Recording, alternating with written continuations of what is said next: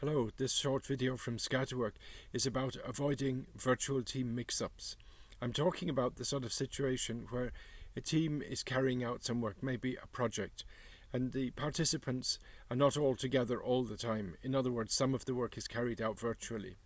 And any work requires coordination, so not only does the work need to be done, but we need to communicate. Okay, I finished this bit, you can do the next bit now. And if the communication is poor, or if the communication is wrong, or if it's misunderstood, or if indeed the thing that should have been delivered isn't delivered, all of those situations lead to people at the other end getting annoyed or upset because they're not getting what they expect.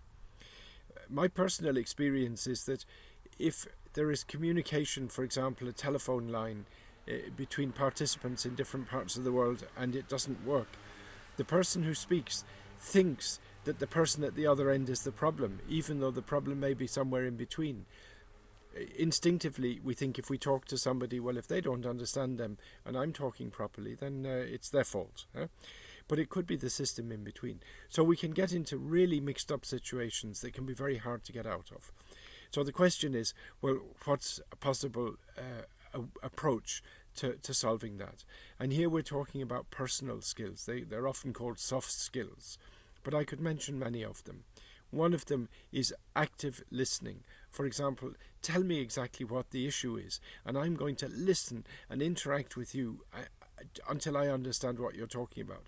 I'm not going to do emails at the same time or be doing some other work in the background or looking over your shoulder. I'm just going to listen. Another skill is presentation skills. I've seen so many projects where you get sort of spaghetti type PowerPoint slides saying we're doing this, that and the other thing, and they might be visually wonderful, but it's very, very hard to understand what they're doing. So another personal skill is to sift out what the real issues are and to present them very, very clearly in some sort of graphical format.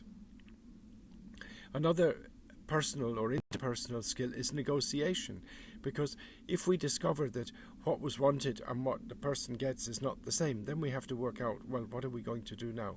And negotiation is what happens. People say, well, could we do this or could we do that, and so on. So competence in communication, in negotiation, is also very useful in that sort of situation. And there are others.